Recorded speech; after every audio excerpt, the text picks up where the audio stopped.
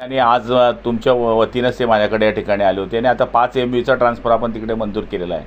मंजूर होऊन 2 महिने झालेले, पण त्याला बसवलं जात नाही. आणि आपल्यासमोरच मी मुलांनीशी बोललो आहे की आम्हाला मोठा उद्योग येईल तेव्हा येईल, पण जे छोटे छोटे उद्योग आहे ते पळवायच्या मागे लागलेत का तुम्ही अधिकारी मंडळी?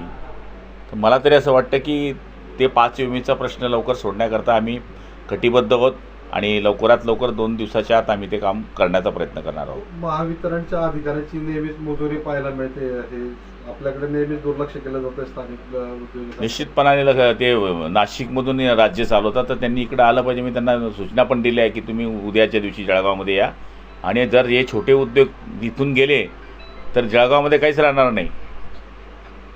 अधिकाऱ्यांना खडसवलंय तुम्ही या ठिकाणी फोनवर? खडसवलं नाही, ही भावना आहे.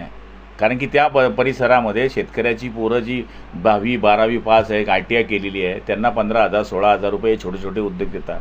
मोठा उद्योग येईल तो 10,000 लोकांना नोकरी देईल, तो येईल केव्हा, तो देईल केव्हा? पण आता जे 25-50 छोटे छोटे उद्योग रोजगार देत आहे ते 5-50 जर गेले तर आमचे 1000-1500 मुलं भुकेले मरतील. म्हणून आम्ही त्यांच्या पद्धतीने त्यांना खडसवून बोललेलो आहेत. आणि काय हरकत आहे की जर काम होत नसेल तर मग शांत बसून कसं चालेल? मनोज जरांगेंनी पुन्हा एकदा उपोषणाचा इशारा, आंदोलनाचा इशारा दिला आहे. कसं बघतो तुम्ही त्यांच्या?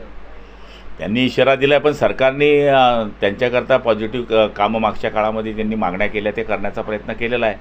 अजूनही काही त्यांच्या शंका कुशंका असतील तर माननीय मुख्यमंत्री देवेंद्रजी असतील, आमचे उपमुख्यमंत्री शिंदेसाहेब असतील, हे त्यांच्या बाबतीमध्ये त्यांची भेट घेतील किंवा कोणी प्रतिनिधी त्यांच्याकडे पाठवतील. आणि मला असं वाटतं की काहीतरी तोडगा निघेल आणि हे आंदोलन थांबेल. आनंद परांजपेंनी शरद पवारांची भेट घेतली. शेवटी शरद पवार हे त्यांची पूर्वाचे अध्यक्ष होते, आणि शरद पवार हे जरी कुठल्याही पक्षात असले तरी एक आदरणीय व्यक्ती आहे. त्यांचं भेट घेणं म्हणजे काही चुकीचं नाही असं मला वाटतं.